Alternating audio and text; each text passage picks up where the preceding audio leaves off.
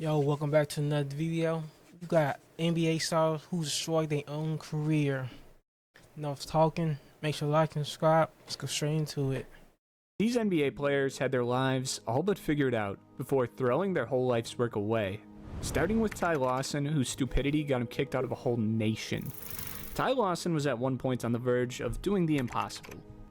Standing at just 5'10", Ty Lawson was once ranked within the top 10 point guards in the NBA as a borderline all-star, who was finishing just outside of top 10 in MVP voting.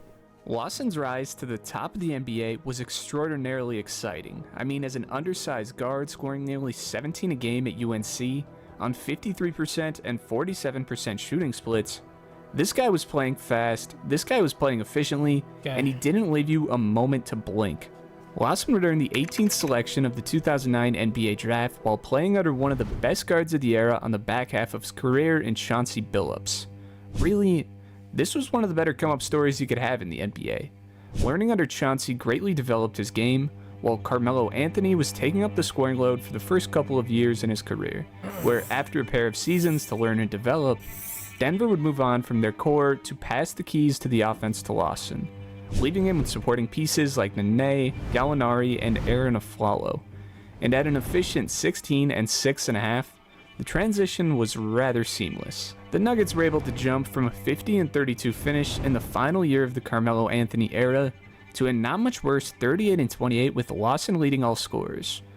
Climbing to near 17 and 7, then near 18 and 9, Ty Lawson was efficiently energizing this team that was expected to be forced into rebuild mode. Lawson certainly brought the fun back to Denver basketball, but this fun certainly wouldn't last for long. Lawson for years had been known as a heavy drinker starting back to his days at UNC. After being arrested for an underage DUI, Lawson had began having trouble with the law since his earliest days. But blowing just a .03, which is under half of the legal limit, the issues weren't taken seriously until they began to rapidly snowball. 2012, Ty Lawson would again see himself charged with a petty crime when cited with careless driving, and after avoiding prosecution in 2013, the issues would be significantly ramped up. This time being charged for a pair of crimes involving a domestic violence dispute and property damage. January 2015, and Lawson would be arrested again for driving under the influence, where after his arrest, he admitted to a prior Dewey arrest in which he was released on a $1,500 bond in Missouri, under the condition that he quit drinking altogether. Now having gone back on his pinky promise, this dude could not quit booze cruising, getting caught drinking and driving for the 4th time just 6 months after that.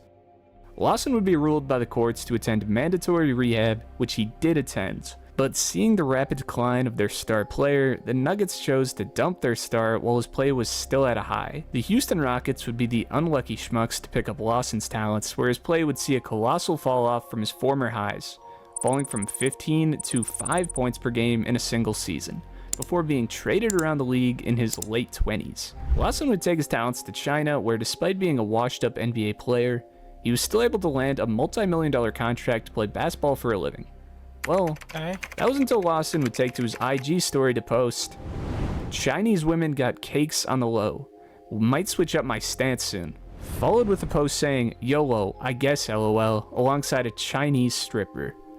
These posts would not be taken too well by the Chinese government and the citizens of China, as waves of hate ensued him, before he would be banned from the Chinese Basketball League altogether. Lawson would play out the final few years of his career playing overseas in Greece, Africa, and Venezuela, where the only real news that Lawson would make would be him throwing a glass at a woman in a restaurant. It's safe to say that even after watching his own career fall apart stemming from his own actions, Ty Lawson still can't hold himself back from his own self-destruction. There have been many heartbreaking downfalls in the NBA, but very few have been nearly as gruesome as Eddie Griffin. As a pretty troubled kid his entire life growing up without a father present, Griffin would routinely get into altercations, including one that costed him his senior year of high school. What became usual for Eddie is, despite his behavior, his unreal talents tended to bail him out, as despite being kicked out of school as a senior, he still landed a full-ride scholarship to Seton Hall, where his talents would absolutely shine. Eddie put up an impressive 17 and 10 with 4 blocks a game in college, and was also one of the very rare stretch bigs roaming the land when that wasn't exactly a thing. Griffin was a big-time prospect with big-time talents. However, his talents weren't exactly the issue with him. Griffin would once again get into an altercation, this time involving a fight with a teammate after he clocked him in the face, requiring stitches. Griffin was talented, but was also a head case. And if you wanted a very well-rounded big, you were going to have to probably bring in a damn good therapist as well. On a much more serious note, as it was clear that Eddie wasn't 100% right in the head, these problems only greatly worsened as his older half-brother would pass away of a heart attack. This greatly affected Eddie, especially given the clear need of a father figure that he was lacking, and caused Eddie's problems to only snowball wildly. Griffin would be drafted 7th overall in the 2001 NBA draft by the New Jersey Nets, who flipped him to Houston immediately in a trade that greatly benefited the Nets, as there was really minimal good to come from Eddie's career whatsoever. At just under 9-6 on 36% from the field, Griffin was not exactly the stud people expected him to be after his excellent play in high school and college, but as you dig deeper into his issues, it's pretty clear to see why. Griffin would abuse drugs and alcohol badly throughout his career. This would affect his play as his on-court production was poor. This would affect his team as he would miss practice and start altercations with teammates, as he proved to be prone to in the past. And this would affect his life as he spiraled out of control. Griffin would become pretty prone to trouble as he would clock 4 arrests throughout his short NBA career. After a drug possession charge in 2003, Griffin would be charged in a much more serious crime involving him striking a woman 3 times in his home. After 2 disappointing seasons in Houston, Griffin's problems would only become worse, as he would miss the entirety of the following season seeking help for his drinking problem. Minnesota would sign him for cheap in an attempt to land a floor spacer next to Kevin Garnett for pennies on the dollar, but unfortunately, this wouldn't even be close to a diamond in the rough. Griffin's problem with booze was very clear as he entered the league, and upon landing in Minnesota, it didn't appear his problem got any better in rehab. Former coach Dwayne Casey stated it was a very clear problem that everyone knew about and everyone did their best to help with. Coach McHale said that Griffin was open about how he was losing his battle with alcohol, even taking Antabuse, a drug that makes alcoholics violently ill when they drink. McHale advised Eddie to seek help from former NBA player and coach John Lucas, who runs a program that specializes in helping former players with drug and alcohol addiction. Lucas enrolled Griffin in 2005, and Griffin successfully completed a 6-month program, prompting the Wolves to sign him to a contract extension. Griffin would then see continual drop-offs in production down to a new career low of 4 points a game. But way worse than that, Griffin would be involved in a car accident in which he rammed into a parked car. Griffin was clearly very drunk, and to make matters worse, witnesses stated that the reason he crashed was that Griffin was choking his chicken while watching an adult video on a DVD player in his car. Griffin got out and pleaded to not call the police, then proceeded to go and buy more alcohol in the convenience store that he crashed his car in front of. The Timberwolves were looking to dump Griffin as quickly as possible, I'd assume, after this disaster of a pickup, as Griffin's minutes in production would quickly fall before he would be released by the Timberwolves in 2007, never to play in the NBA again. After failing miserably in the NBA and embarrassing himself to the world, Griffin's problems would sadly only get worse, and just a few months later, the world would wake up to some shocking news. On August 17, 2007, a tragic event unfolded when Griffin lost his life in a car accident around 1:30 a.m. According to Houston police reports, he ignored a railroad warning and drove through a barrier, colliding with a moving train. The impact caused a fire that engulfed his SUV. Griffin's body was severely burned, making immediate identification impossible. It was only through dental records that he was identified later on. An autopsy revealed that he had more than 3 times the legal alcohol limit in his system with a BAC level of 0.26.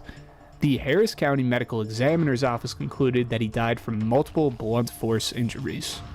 With a 3-year-old daughter at home at just 25 years old, Griffin had went from an NBA lottery pick to dead in just a few years, due to his own poor decisions of trying to heal his existing issues with a vice that would inevitably destroy him.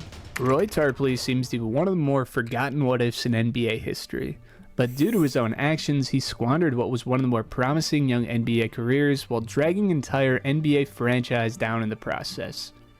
You may not be familiar with the game of Roy Tarpley, or maybe you just don't remember, so let me give you a reminder what made this kid so special. In an era dominated by those more physically dominant than the next, Tarpley was standout to say the least. With rebounding numbers that were comparable to Dennis Rodman, this guy was legitimately one of the best glass cleaners that the game has ever seen in a short NBA run. And with a little mid-range jumper, a decent handle, and good vision for a big guy in transition, this guy looked to be a prototype for the future of the big man position. Until he lost it all. Roy had a pretty solid college career that was able to garner him quite a bit of buzz, putting up highs of 19 points, 10.4 rebounds, and just under 3 blocks a game throughout his college career. Tarpley had some hype surrounding him, although he did receive a boost from being a part of the 1986 draft class, which probably was the worst in history. Brad Daugherty, who had his own injury issues, Chris Washburn, who did tons of blow and sucked ass on the floor and got banned from the NBA in the meantime, and Len Bias, who literally died shortly after being picked. This has to be the worst top 3 ever, and maybe the worst draft ever. Regardless of the disaster around him, Tarpley was not one of these disappointments. At least, not right away. Drafted onto a Mavericks team led by guys like Mark Aguirre, Rolando Blackman, Sam Perkins, and Derek Harper, these guys weren't going to totally wow you with their game, but they could certainly outgrit and grind you in a 7-game series.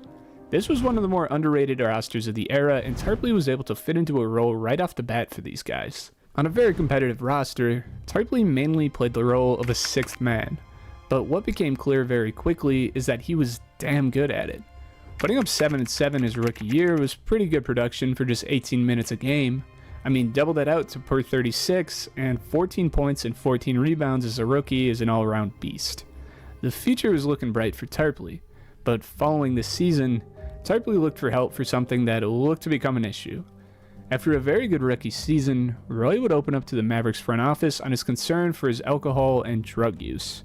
Tarpley had routinely been drinking excessively and using cocaine despite his excellent play. Roy would need 6 weeks of rehab to start his second season. This was taken very seriously by the league, who made it clear that if he tests positive for this stuff, his ass was grass.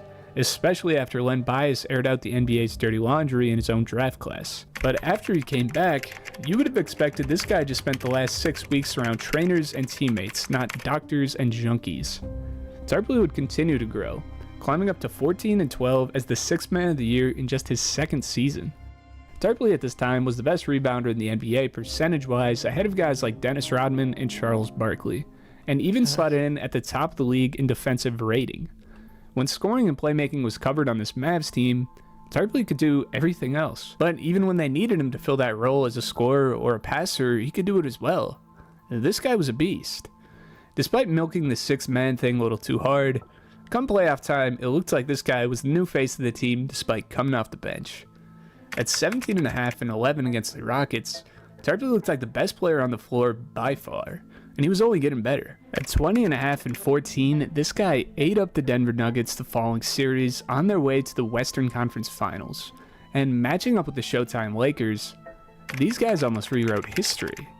With one of the most underrated cores of all time and Tarpley filling the role as a total stud of a glue guy, these guys were just a single game away from knocking off the Magic and Kareem Lakers as Tarpley averaged 16 and 13 on Kareem's head off the bench. Tarpley unfortunately would battle injuries in the following season, as Maverick star Mark Aguirre would also be traded at this time, making way for Tarpley to take over the keys to Dallas. After being on the low the most valuable player on this team for at least the back half of the year, Tarpley was finally awarded with a starting spot in the 1990 season, until unfortunately just 6 games into the year, Tarpley would be arrested for drunk driving and resisting arrest, leaving him suspended for half of the following season. This was a bad slip-up for Tarpley, who had seen minimal action on the floor due to bad luck and his own life choices. But in the eyes of the NBA, this just meant strike number 2. Tarpley would return briefly in 1991 before being arrested for drunk driving a second time, before the NBA would ban Tarpley from the NBA just like that. Strike number 3. Tarpley really managed to play at an all-time high, while using and abusing just for his lifestyle to catch up with him and destroy his livelihood just once he seemed to be catching his big break. Dallas would see low points of 10 and 11 win seasons in Tarpley's absence, as in their words, they were planning to build around this guy, And when the NBA slapped him with a ban, they just rug pulled their whole franchise. Tarpley would be offered a second chance in the NBA all the way in 1994 after spending 2 years injured and suspended and 3 years playing in Greece while he was banned from the NBA.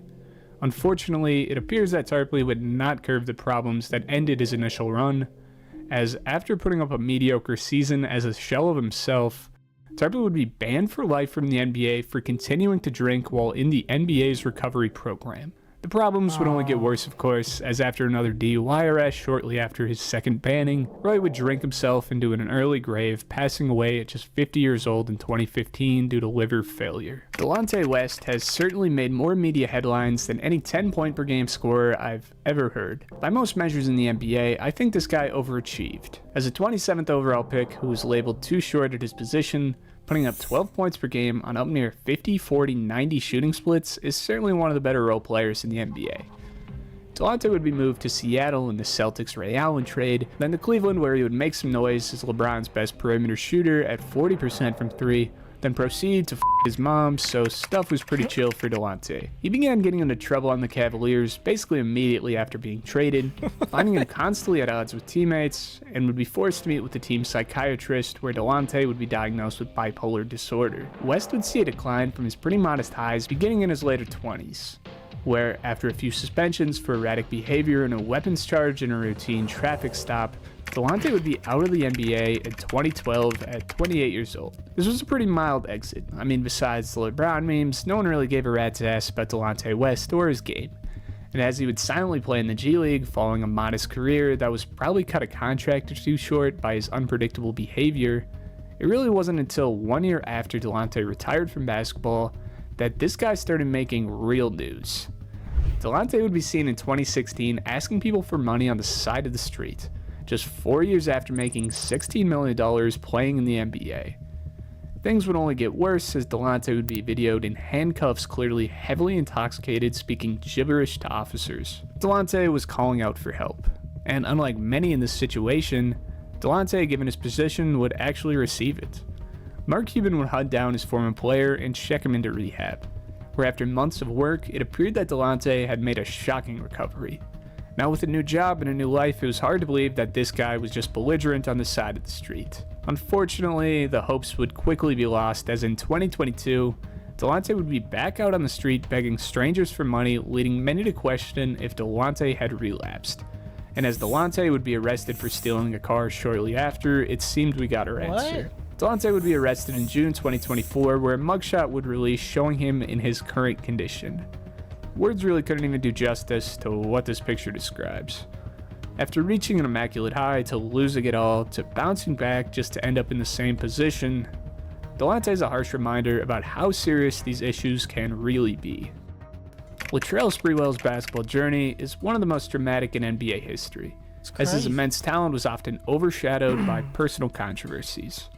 Coming to the league with the Golden State Warriors in 1992, Sprewell quickly made a name for himself. His second season was a breakout year where he averaged 21 points, 5 rebounds, 5 assists, and 2.2 steals, earning an All-Star selection and finishing just outside top 10 in MVP voting. I heard about him. Over the first 5 years of his career, he became a 3-time All-Star, leading the Warriors and establishing himself as one of the most electrifying players in the league. However, his intensity on the court was matched by the volatile behavior off of it. His defining and most infamous moment, of course, came on December 1st, 1997, when during practice, head coach PJ Carlesimo criticized Sprewell for not making sharp passes. This situation quickly escalated when Sprewell responded by telling Carlesimo to stay away. And when he continued to approach him, Sprewell grabbed him by the throat, choking him for 10 to 15 seconds before teammates intervened. Shockingly, after leaving the practice facility and cooling down, Sprewell returned about 20 minutes later and punched his coach in the face. This violent outburst resulted in a 68-game suspension, effectively ending his season and costing him nearly $6.5 million. This incident became one of the most notorious in sports history. In 1995, Sprewell fought his teammate Jerome Kersey during practice, and when Kersey did not retaliate, Sprewell left practice only to return wielding a 2x4 and threatening to come back with a gun. Early in his career during his rookie season, Sprewell also fought teammate Byron Houston, a much larger and tougher player who teammates compared to Mike Tyson in terms of build and demeanor, these incidents established Sprewell's reputation as a disruptive presence in the locker room. Despite the infamous choking incident, Sprewell was given a second chance after being waived by the Warriors following the suspension. Despite all the controversy, Sprewell did put together a pretty solid career with his stints with the New York Knicks and the Minnesota Timberwolves, where he would become part of a potent trio alongside Kevin Garnett and Sam Cassell. The team made it to the Western Conference Finals in 2004, but this marked the last major highlight of his NBA career. After an average season where he still managed to score 12.8 points per game, the Timberwolves offered Sprewell a 3-year, $21 million contract to continue playing for them. Instead of accepting the offer, Sprewell infamously rejected it, stating, "I've got a family to feed," which sparked widespread criticism as the contract was more than sufficient by NBA standards for a player of his age and declining production. Expecting to land a more lucrative deal, Sprewell turned down all subsequent offers, anticipating a contending team would sign him mid-season. However, no such offers materialized, and Sprewell's NBA career ended abruptly. This decision became emblematic of his self-sabotaging behavior, as he allowed pride and a misunderstanding of his own value to cost him his remaining years in the league. Unfortunately, Sprewell's post-basketball life continued in the same downward spiral. Financial issues plagued him. Despite earning an estimated $100 million during his career, Sprewell lost his yacht for failing to make payments, and his home was foreclosed on after he defaulted on his mortgage. Legal troubles also followed him. In 2006, he was sued by the mother of 4 of his children for $200 million for failing to maintain child support payments, and was also arrested for assaulting a woman on his yacht, continuing the cycle of personal and financial missteps. Sprewell's career, while once promising, became a cautionary tale. His inability to control his temper, poor financial decisions, and stubborn refusal to accept his declining value in the NBA resulted in an unceremonious end to a career that could have been way more successful. Alright, if y'all like the video, hope y'all give me a like, subscribe. I know if I need to do more of these type of videos. I'm heading out. Thanks for watching. Peace.